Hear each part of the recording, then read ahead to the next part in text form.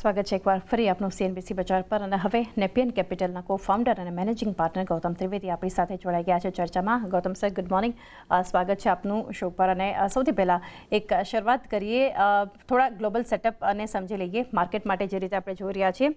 ફેડનું decision જે છે, આપણે જે રીતે કે એક્સપેક્ટેશન માર્કેટને પણ હતું કે રેટ જે છે એમાં કોઈ બદલાવ કરવામાં નહીં આવે દરોમાં, પરંતુ એક ફેડ દ્વારા કોઈ ક્લિયર ઇન્ડિકેશન નહોતું કે રેટ કટ થશે, પરંતુ માર્કેટ જે છે એને એક માનીને ચાલી રહ્યું હતું અહીંયાથી. પરંતુ ત્યાં પણ જે જેરમ પોવેલની કમેન્ટ્રી આવી છે ત્યારબાદ એક ક્લેરિટી આવી ગઈ છે કે માર્ચમાં તો નહીં જ થાય, આગળ પણ ક્યારે થશે રેટ કટ એ કોઈ શક્યતા નથી. ઓવરઓલ જે એક સેટઅપ બનતું દેખાઈ રહ્યું છે, લે ઓફને લઈને ફરી એક જે છે આપણને સમાચાર આવતા દેખાઈ રહ્યા છે, બોન્ડ યીલ્ડના ફ્રન્ટ પર જે અપડેટ આવતી દેખાઈ રહી છે આપણને. કઈ રીતે હવે સેટઅપ, કારણ કે અર્નિંગ્સ ચાલી રહ્યા છે, એક મેજર ઇવેન્ટ જે છે બજાર માટે, બજેટ હવે આપણને પૂરું થતું દેખાઈ રહ્યું છે. આગળ બજાર તમે કઈ રીતે જોઈ રહ્યા છો? ગ્લોબલ સેટઅપ અત્યારે કેટલું જે છે ફેવરમાં છે કે કઈ રીતે અસર કરશે? જે તમારી વાત સાચી છે કે ફેડરલ રિઝર્વ અમેરિકામાં માર્ચમાં ઇટ્સ વેરી અનલાઇકલી કે એ લોકો હવે રેટ કટ કરે. જે રિસન્ટ રિપોર્ટ્સ જે મેં વાંચ્યા છે, હવે મેની વાત ચાલે છે કે કદાચ મેમાં કરે, ડિપેન્ડિંગ કે ઇન્ફ્લેશન કેટલું ઓછું થાય. That's really I think the big concern ત્યાં. અહીંયા માર્કેટનો સવાલ છે, મને લાગે છે કે જે રીતે ડોમેસ્ટિક ફ્લોઝ સિપમાં આવી રહ્યા છે. ડિસેમ્બરનો નંબર હતો 70,000 કરોડ. હવે આપણે જાન્યુઆરીના નંબર્સ હજી આવ્યા નથી, પણ જે ડોમેસ્ટિક ફંડ ફ્લો છે ફ્રોમ સિપ્સ અલોન, એ એટલો પાવરફુલ છે કે મને નથી લાગતું કે બિટવીન નાવ અને ઇલેક્શન સુધી માર્કેટમાં કોઈ મોટું કરેક્શન આવે. જે રીતે મિડ કેપ અને સ્મોલ કેપમાં જે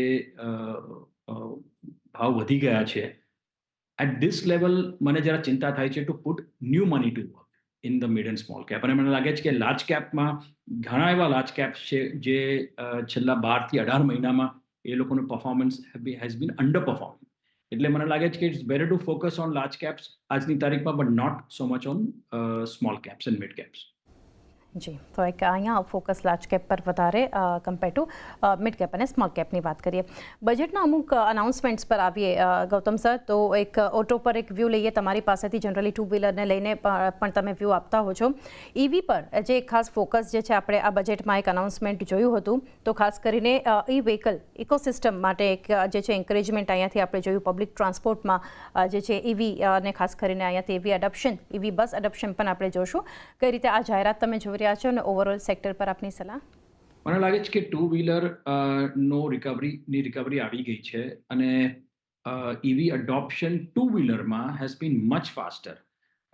એટલે મને લાગે છે ઇન્ક્રિમેન્ટલી આઈ થિંક 20-25% જે હવે ટુ વ્હીલર વેચાય છે એ increasingly is becoming EV. EV charging points બી ઘણા વધી રહ્યા છે. મને લાગે છે કે આવતા 2 વર્ષમાં not just for two wheeler, even for passenger cars, જે ચાર્જિંગ ઇન્ફ્રાસ્ટ્રક્ચર છે આપણા દેશમાં, એ ઘણું સુધરી જશે from what it is today. પણ તમે જો ટુ વ્હીલર ઈવીની વાત કરો છો, તો એમાં તો ખાલી એ ચાર્જિંગ સિમ્પલ છે. આપણા ઘરની અંદર જ યુ કેન ચાર્જ. ગરાજની અંદર નાનકડું ચાર્જિંગ પોઈન્ટ આવે છે કે સોસાયટીની અંદર જો 1 કે 2 ચાર્જિંગ પોઈન્ટ લગાડી દો તો પછી પીપલ કેન ટેક ટર્ન્સ, અને given it's a two wheeler, charging બી જલ્દી થઈ શકે એમ છે. એટલે મને લાગે છે કે જે ઇન્ફ્રાસ્ટ્રક્ચર જે ચાર્જિંગનું છે, એ as it improves, we will see the penetration significantly more for EVs, both two-wheeler માટે and for passenger cars. સાથે સર, જે અન્ય એક ફોકસ જ્યાં બનતું દેખાયું અનાઉન્સમેન્ટ હતું, હોટેલ ટુરિઝમ ને જે એક અહીંયાથી એક પ્રોત્સાહન આપવા માટેની જે જાહેરાત કરવામાં આવી છે. ઓવરઓલ ઇન્ફ્રા પણ અહીંયાથી એક જે ફોકસ બનતું દેખાશે, કારણ કે ટિયર 2 સિટીઝમાં આપણે જોશું નવી હોટેલ્સ જે છે એની પણ જાહેરાત થશે, એના ડેવલપમેન્ટ થતાં આપણને દેખાશે. કારણ કે ટુરિઝમ સેન્ટરના વિસ્તરણ માટેનું જે છે એક્સપેન્શન પ્લાન અહીંયાથી શેર થયો છે. Long term interest free loans જે છે એ પણ આપવામાં આવશે અમુક સ્ટેટ્સને ટુ ડેવલપ ટુરિસ્ટ સેન્ટર્સ. અહીંયા કઈ રીતે જે છે ખાસ કરીને તમે જોઈ રહ્યા છો આ અનાઉન્સમેન્ટને, કારણ કે ઘણા બધા સેક્ટર્સ જે છે એને અહીંયાથી અસર થશે? મને લાગે છે કે આ સરકારે ટુરિઝમને મહત્વ આપ્યું. Itself is a very big announcement. અને મને લાગે છે કે tourism sector, both domestic tourism અને ઇન્ટરનેશનલ ટુરિઝમ બંને, હજી બી ઇન્ટરનેશનલ ટુરિઝમ જે પ્રી કોવિડના લેવલ્સમાં હતું, હજી આપણે ત્યાં સુધી પહોંચ્યા નથી. પણ મને લાગે છે કે આવતા 3 થી 4 વર્ષમાં ઇન્ટરનેશનલ ટુરિઝમ બી ઘણું વધી જશે. અને મને લાગે છે કે આ જે રીતે મોદી સરકારે રિલિજિયસ ટુરિઝમને જે મહત્વ આપ્યું છે એમાં ઇન્વેસ્ટમેન્ટ કર્યું છે. Ayodhya I think is a phenomenal case study. જે રીતે એ લોકોએ નવું એરપોર્ટ રેકોર્ડ ટાઈમમાં બનાવ્યું, ઓફકોર્સ મંદિર બનાવ્યું, અને આખું અરાઉન્ડ દેટ આખું જે ઇન્ફ્રાસ્ટ્રક્ચર જેની જરૂરિયાત છે. હું જે ગયો નથી, પણ મેં જે લોકો ગયા છે they have come back singing the praises. એટલે મને લાગે છે કે this is the starting point of the focus જે સરકારનું મને લાગે છે 5 વર્ષ પહેલા કરવું જોતું હતું, પણ ઓફકોર્સ વચ્ચે કોવિડ આવી ગયું. પણ ટુરિઝમમાં ઘણા એના ફાયદા છે. નોટ જસ્ટ ઇન જનરલ કે ઇકોનોમીને બૂસ્ટ મળશે, પણ ઇવન એમ્પ્લોયમેન્ટ જનરેશન. હવે તમે જો થાઈલેન્ડમાં જુઓ, થાઈલેન્ડ જેવી નાનકડા દેશમાં they are having 2.5 times to 3 times number of international tourist જે આપણા દેશમાં આવી રહ્યા છે. એટલે મને લાગે છે કે this is a great way. મને લાગે છે કે લગભગ 10 વર્ષ પહેલા માંડ 2 થી 3 કંપનીઓ હતી જે હોટેલ ઇન્ડસ્ટ્રીમાં હતી, જે લિસ્ટેડ હતી. અને હવે you are seeing so many more hotel companies જે હવે લિસ્ટ થઈ રહી છે. ઇનફેક્ટ આ વીકમાં જ એક પાર્ક હોટેલ્સનો આઈપીઓ છે.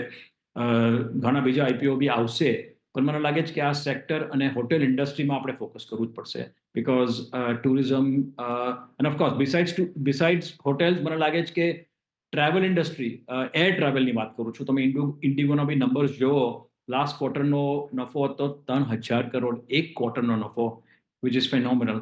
એટલે મને લાગે છે કે ઓવરઓલ આ સેક્ટરને ઘણું મોટું બૂસ્ટ મળ્યું છે, not just from the budget but also from religious tourism. જી, તો અહીંયા ખાસ એક આ ફોકસ રાખવાનું છે. અન્ય એક અનાઉન્સમેન્ટ સર હતું જે રેલવેને લઈને, કારણ કે એક મોડર્નાઇઝેશન જે છે, અપગ્રેડેશન જે છે, 40,000 કોચિસ છે, વંદે ભારત લેવલના જે છે, અહીંયાથી એક બદલાવ કરવામાં આવશે. નવા રેલ કોરિડોર્સના અનાઉન્સમેન્ટ્સ થયા છે. એનર્જી, મિનરલ, સિમેન્ટ, આ બધા પર એક જે ફોકસ આવતું દેખાઈ રહ્યું છે.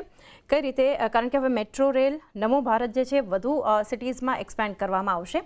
આ અનાઉન્સમેન્ટને જોઈ રહ્યા છો, કારણ કે આપણે રેલવે સેક્ટર જોઈ રહ્યા છીએ. આ શેર્સ જે છે, બજેટ પહેલાં જે એક રેલી બતાવી હતી, કારણ કે એક અપેક્ષા હતી જ કે ભલે ઇન્ટ્રીમ બજેટ છે, પરંતુ આ સેક્ટર પર એક ફોકસ આવશે. રેલવે પર વ્યૂ મને લાગે છે કે if you look at the overall picture, હું ખાલી રેલવેની નથી વાત કરતો, પણ તમે જો કે છેલ્લા લગભગ 2 થી 3 વર્ષમાં પ્રાઇવેટ સેક્ટર કેપેક્સ હજી વધ્યું નથી. If you remove the bigger groups, Reliance group છે, અડાની ગ્રુપ છે, જીએસડબલ્યુ ગ્રુપ છે, એન્ડ ઓફકોર્સ સિમેન્ટ ઇન્ડસ્ટ્રી છે, જ્યાં પ્રાઇવેટ સેક્ટર કેપેક્સ મોટા પાયા પર થઈ રહ્યું છે. સિમેન્ટ ફોર એક્ઝામ્પલ તમને આપું કે આવતા વર્ષમાં, આવતા ફિસ્કલ યરમાં, FY25માં લગભગ 60 મિલિયન ટનની કેપેસિટી આવશે. FY26 નેક્સ્ટ યરમાં આવશે લગભગ 50 મિલિયન ટન. એટલે અમુક ક્ષેત્ર છે જેમાં પ્રાઇવેટ સેક્ટર કેપેક્સ મોટા પાયા પર થઈ રહ્યું છે, પણ outside of that overall private sector capex હજી વધ્યું નથી. એને લીધે સરકાર is bearing the burden of doing the capex. Infrastructure છે, ડિફેન્સ છે અને રેલવે, આ 3 ક્ષેત્ર એવા છે જ્યાં સરકારે ફોકસ કર્યું છે. અને મને લાગે છે કે આવતા 2 થી 3 વર્ષ માટે આ જે B2G બિઝનેસ જેને કહેવાય, બિઝનેસ ટુ ગવર્મેન્ટ, એ સેક્ટરોમાં હજી બી મને લાગે છે કે there is a huge runway of scope for private sector companies to participate. હવે ગઈકાલે I was on the Titagarh વેગનનો જે કોલ હતો, અને એ નંબર તમે જોવો, એ લોકોનો લાસ્ટ ક્વાર્ટરનો રેવન્યુ 25% ઉપર છે, નફો 80% ઉપર છે. એટલે you are seeing the railway, Titagarh રેલમાં જે રીતે ઓર્ડર ફ્લો છે, 27,500 કરોડનો ઓર્ડર બુક છે એ લોકોની. એટલે મને લાગે છે કે આ સેક્ટર, ડિફેન્સ અને રેલવેઝ એન્ડ ઓવરઓલ જે ઇન્ફ્રા કેપેક્સ છે સરકારનો, આ ત્રણેય ક્ષેત્રોમાં મને લાગે છે કે there is a huge runway of growth હજી બી. અને ખાસ કરીને ફોકસ સર એક છેલ્લે જાણવા માંગીશું, solar rooftop, green energy, clean energy પર જે એક ફોકસ છે, પાવર એનર્જી જે છે, એ ખાસ એના પર પણ એક ફોકસ આપવામાં આવ્યું છે. ફ્રી ઇલેક્ટ્રિસિટીની જે એક જાહેરાત થઈ છે, તમે કઈ રીતે જોઈ રહ્યા છો? કારણ કે એની પણ આપણને એક અસર દેખાશે. અસર ડેફિનેટલી દેખાશે. ઓનલી થિંગ ઇઝ કે directly to play rooftop solar listed કંપનીમાં આઈ થિંક એક કે બે જ છે. ઓફકોર્સ ટાટા પાવર બી છે, but Tata Power is not only solar, not only EV, ઘણા બધા અધર એટલે થર્મલ પાવર જનરેશન બી છે. પણ પ્યોર પ્લે રૂફટોપ સોલર કે પ્યોર પ્લે સોલરમાં હજી I think there are very few listed companies to play. તો એક ફોકસ અહીંયા પણ આપણને ખાસ કરીને એક બનતું દેખાઈ રહ્યું છે જે બજેટમાં અનાઉન્સમેન્ટ છે. ઓવરઓલ એક વ્યૂ માર્કેટ પર પણ આપણે લીધો. Gautam sir, thank you sir, તમે અમારી સાથે જોડાયા અને ખાસ ઓવરઓલ આના પર આપના વ્યૂઝ શેર કર્યા. Thank you sir.